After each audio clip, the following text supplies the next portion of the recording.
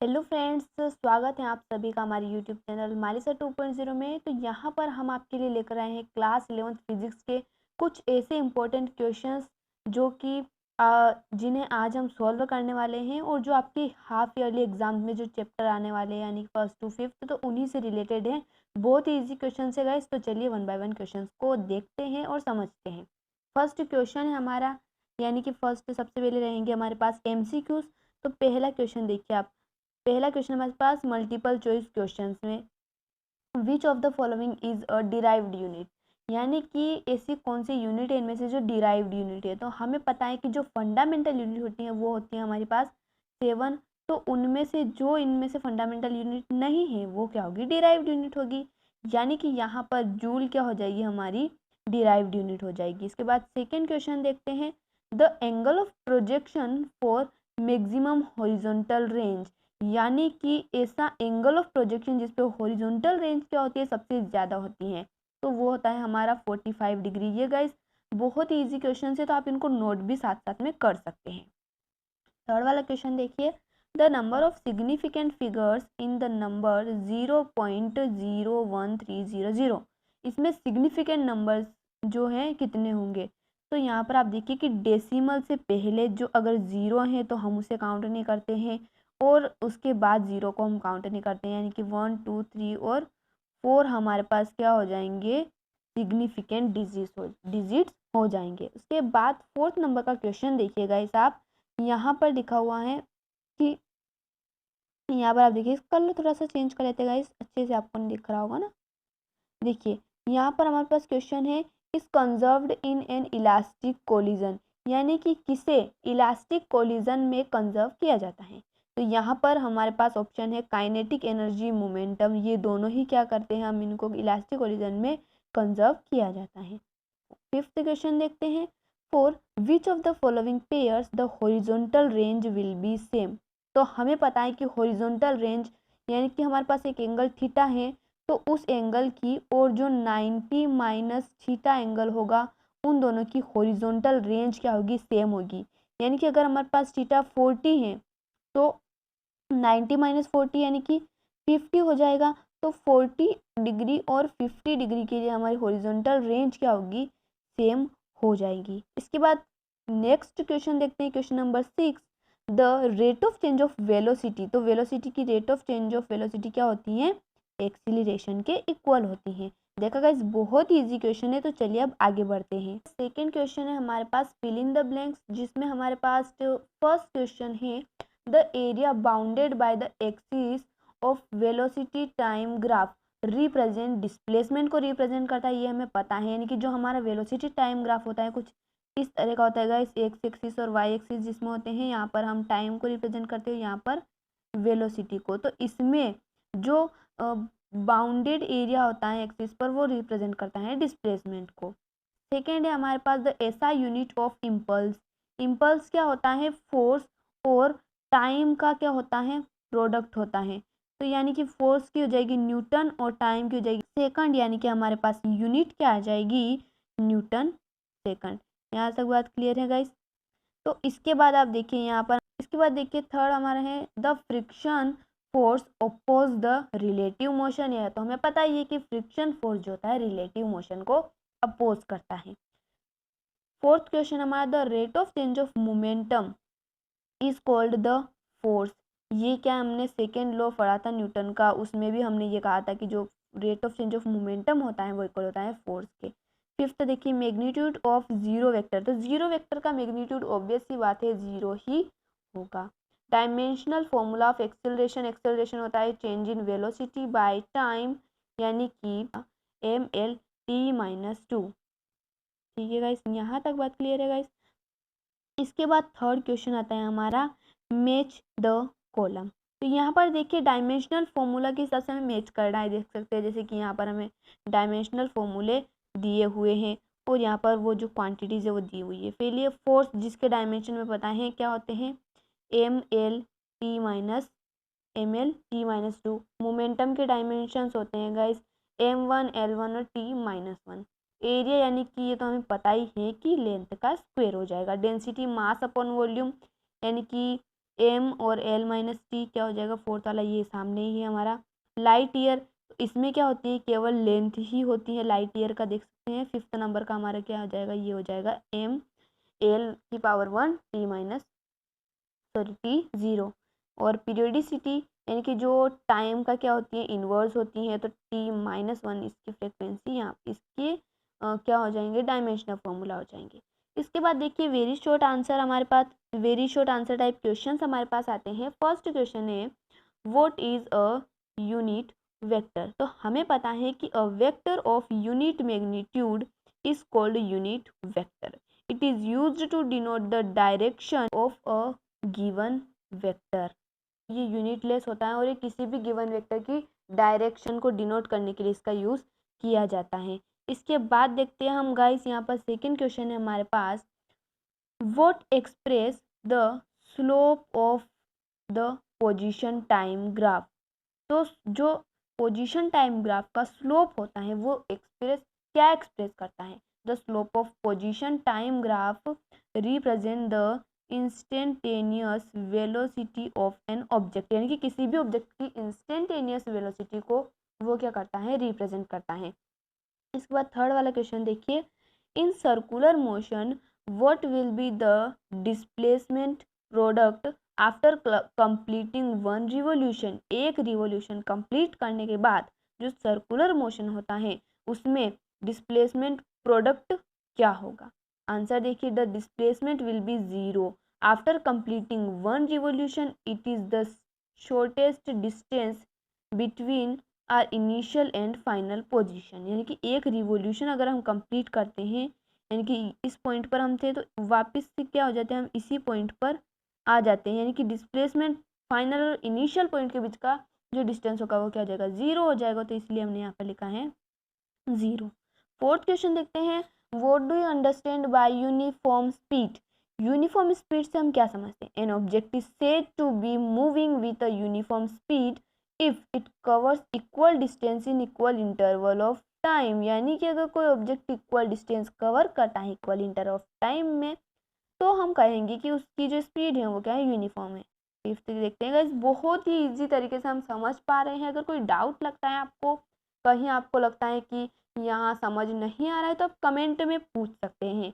तो what is the SI unit of power, बहुत easy question है। The SI unit of power is what, represented by W। और fifth number का question देखिए guys, right true और false for the following sentence. हमें true false यहाँ पर क्या करने हैं, देखना है कौन सा सेंटेंस ट्रू है कौन सा फॉल्स है। फर्स्ट देखिए, the velocity of a body can be positive, negative और 0। ये क्या हो जाएगा गाइस, ट्रू हो जाएगा, क्योंकि वेलोसिटी एक वेक्टर क्वांटिटी है और हमें पता है कि जो वेक्टर क्वांटिटी होती है वो पॉजिटिव हो सकती है, नेगेटिव हो सकती है और 0 भी हो सकती है। यानी कि जो वेलोसिटी होगी वो क्या हो जाएगी, यहाँ पर फर्स्ट क्या हो जाएगा हमारा, ट्रू हो जाएगा। सेकेंड देखिए, in uniform circular motion the acceleration keeps changing constantly continuously. हाँ तो गाइस ये भी क्या हो जाएगा, ट्रू हो जाएगा, क्योंकि जो एक्सेलरेशन होता है वो क्या होता है, वेरिएबल होता है, यानी कि चेंज होता रहता है। इसके बाद नेक्स्ट है, the reaction force comes before the action force. देखिए गाइस, आप खुद ही सोचिए कि क्या रिएक्शन फोर्स एक्शन से पहले होगा, पहले एक्शन होगा तभी तो रिएक्शन होगा। तो ये हमारा क्या हो जाएगा, फॉल्स हो जाएगा। यहाँ पर देखिए, the reaction force comes before action force, तो पहले एक्शन फोर्स होता है। इसके बाद देखिए फोर्थ वाला है हमारा, Newton is a fundamental unit. तो क्या न्यूटन एक फंडामेंटल यूनिट है गाइस, नहीं है गाइस, तो ये क्या हो जाएगा हमारा, फॉल्स हो जाएगा। इसके बाद फिफ्थ देखिए, the CGS unit of energy is erg. ये क्या हो जाएगा हमारा, ट्रू हो जाएगा। Question number 6, right the uses of dimensional analysis. Dimensional analysis के यूजेस क्या क्या है। फर्स्ट हमारे पास है to check whether the equation is correct और नॉट, यानी कि यहाँ पर आप ऐसा भी लिख सकते हैं, to check the validity of equation, to check the correctness of equation. Second देखिए, the derive a relationship, to यहाँ पर आएगा guys, to derive a relationship between different physical quantities, तो उनके बीच में रिलेशन डिराइव करने के लिए। और थर्ड देखिए, टू कन्वर्ट यूनिट सिस्टम यानी कि जैसे कि हम कन्वर्ट करते हैं MKS से कन्वर्ट करते हैं हम CGS में, तो यानी कि यूनिट सिस्टम को कन्वर्ट करने के लिए भी हम डायमेंशनल एनालिसिस का यूज़ करते हैं। 7th क्वेश्चन देखिए, define the zero vector. A vector whose magnitude is zero and direction is unspecified is called a zero vector। यानी कि एक ऐसा वेक्टर जिसमें मैग्नीट्यूड क्या होता है, जीरो होता है, उसकी डायरेक्शन क्या होती है, अनस्पेसिफाइड होती है। इसके बाद 8th वाला क्वेश्चन देखिएगा, what is impulse and what is it's ऐसा यूनिट। तो गाइस देखिए आप, बहुत सारे क्वेश्चंस हमने पिछले वीडियो में, यानी कि जब हम आपको लेक्चर में बीच बीच में क्वेश्चंस भी करवाते हैं, तो उसमें से ही क्वेश्चन यहाँ पर हमने आपको दिए हैं, यानी कि बहुत ही इजी क्वेश्चन है गाइस, आसानी से आपको समझ में आ जाएंगे। Impulse in the effect of a force acting over the time. Impulse is आएगा गाइस यहाँ पर, impulse is the effect of a force acting over time. Impulse is the change in the momentum of object, और इसकी SI unit होती है Newton second, और जिसे हम kg मीटर पर सेकंड भी कह सकते हैं, रिप्रेजेंटेड बाय J और IMP से भी इम्पल्स को हम रिप्रेजेंट कर सकते हैं। इसके बाद डायरेक्शन होती है इसकी फोर्स की डायरेक्शन में। तो गाइस हमने पढ़ा था कि जो यानी कि इम्पल्स हो गया हमारा, यहाँ से इम्पल्स क्या हो जाएगा, ये जो इम्पल्स होता है फोर्स और टाइम का प्रोडक्ट होता है, और जो फोर्स और टाइम का प्रोडक्ट होता है वो हमारा चेंज इन मोमेंटम के इक्वल होता है। यानी कि जो हमारा इम्पल्स हो गया वो चेंज इन मोमेंटम के इक्वल होता है। क्वेश्चन नंबर 9 देखिए, right the law of conservation of momentum. तो आंसर हो जाएगा हमारा, according to law of conservation of momentum, if a system is not acted upon by an external force, its total linear momentum remains conserved. यानी कि अगर किसी object पर कोई एक्सटर्नल फोर्स अप्लाई नहीं किया जाए, यानी कि उस पर कोई एक्सटर्नल फोर्स एक्ट नहीं कर रहा है, तो उसका जो मोमेंटम होगा वो क्या होगा, कंजर्व हो रहेगा। यानी कि जो इनिशियली मोमेंटम होगा और फाइनल मोमेंटम होगा वो दोनों क्या होंगे, इक्वल होंगे। क्वेश्चन नंबर 10 देखिएगा, इस right Newton's first law of motion. देखिएगा इस कितने इजी क्वेश्चन है। फर्स्ट लॉ क्या कहता है, if N object is in the state of rest it will remain in the state of rest, and if it is in the state of motion it will remain moving in the same direction with same velocity unless an external force is applied on it। It is called the Newton's first law of motion। बहुत ही easy language में हमने लिखा है guys. अगर कोई object rest में है तो वो रेस्ट में रहेगा, अगर कोई ऑब्जेक्ट मोशन में है तो मोशन में रहेगा, जब तक उस पर कोई एक्सटर्नल फोर्स अप्लाई न किया जाए। इसके बाद यहाँ पर आप क्वेश्चन नंबर 11 देखिए guys, the horizontal range of a projectile fired at an angle of 15 degree. यानी कि एक प्रोजेक्टाइल को हम जब 15 डिग्री के एंगल पर फायर करते हैं तो उसका रेंज क्या होती है, उसकी 50 metre. What will be its range if it is fired at an angle of 45 degree. जब हम अगर इसको 45 डिग्री के एंगल पर फायर करेंगे तो इसकी हॉरिजॉन्टल रेंज क्या होगी। यहाँ पर आप थोड़ा सा देखिएगा, इसको यहाँ पर हमने कैलकुलेशन बहुत ज़्यादा कर रखी है, तो इसको यहाँ पर आप देखिए, हम यहाँ पर इसको करते हैं। देखिए गाइस, सबसे पहले हमें गिवन क्या है, हमें गिवन है रेंज। रेंज क्या है, 50 मीटर है। थीटा यानी कि एंगल 15 मीटर है, 15 डिग्री है। तो यहाँ तक तो आप इधर देखिए गाइस कि ये जो रेंज का फॉर्मूला होता है u² sin 2 theta by g। तो यहाँ से जो साइन 2 थीटा हो जाएगा वो क्या हो जाएगा, 15 × 2 हो जाएगा, जो क्या होता है 30 होता है। और यहाँ पर देखिएगा जी साइन u² sin 30 बाई जी हो जाएगा। तो यहाँ पर देखिए u² by ji into sine 30 की वैल्यू होती है 1/2। तो यहाँ से ये 2 और g दोनों ही 50 के मल्टीप्लाई में चले जाएंगे, ग्राम नहीं है गाइस, 50 मीटर था। तो यहाँ पर ये g और 2 दोनों ही 50 के मल्टीप्लाई में चले जाएंगे, यानी कि यहाँ पर क्या हो जाएगा हमारा 50 इंटू, यहाँ पर 9.8 लिया था, लेकिन कैलकुलेशन इजी करने के लिए हम ले रहे हैं इसको 10 इंटू क्या हो जाएगा 2 हो जाएगा। तो यहाँ पर देखिएगा इस 50 इंटू 10 इंटू 2 क्या हो जाएगा हमारा 1000 हो जाएगा ना गाइस, है ना। तो ये 1000 हमारी काई की वैल्यू है, u² की वैल्यू है ना भाई। गाइस ये u² की वैल्यू आ गई, और हमें क्या फाइंड करना है अब, यानी कि यू स्क्वायर हमारे पास आ गया, तो हमारे पास एंगल है और हमें क्या फाइंड करनी है, रेंज फाइंड करनी है। तो क्या हम कर सकते हैं गाइस, बिल्कुल कर सकते हैं।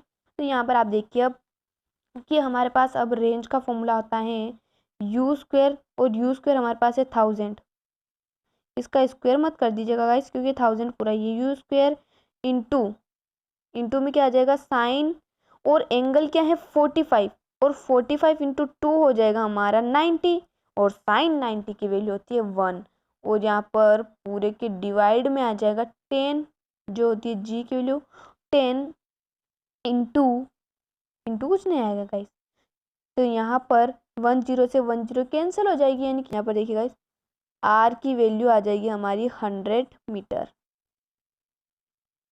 देखा गाइस कितना इजी क्वेश्चन है, होप आपको समझ में आ गया होगा।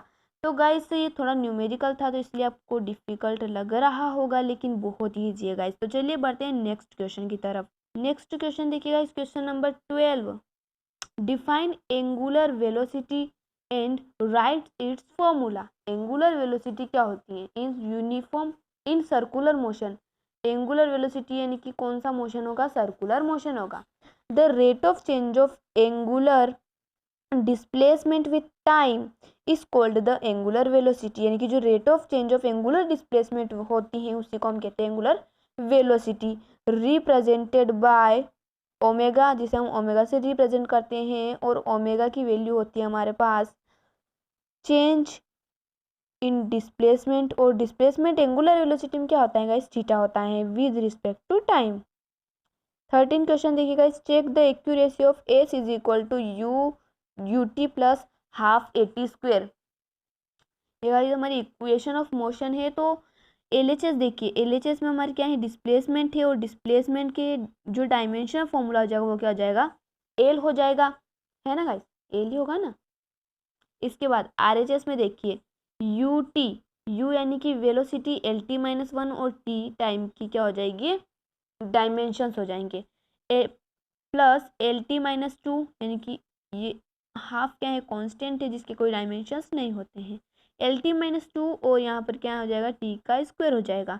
तो इसमें यहाँ पर देखिए -1 से +1 यानी कि टी कैंसिल हो गया, -2 से +2 यानी कि ये टी भी कैंसिल हो गया, और एल ऐसा हमने पढ़ा था कि अगर एल प्लस एल है इस तरह से हमारे पास कोई आ रहे हैं डायमेंशंस, तो उनको ऐड करने पर क्या मिलेगा, एल ही मिलेगा, यानी कि जो ये दोनों डायमेंशन जैसे होंगे सेम है तो उनको ऐड करने पर सेम ही डायमेंशन मिलेगा। तो आई होप गाइस आपको वीडियो पसंद आया होगा। ऐसे ही वीडियोस के लिए कमेंट में आप यस ज़रूर लिखिएगा, और वीडियो को लाइक, चैनल को सब्सक्राइब करना ना भूलें। मिलते हैं अगले वीडियो में, धन्यवाद।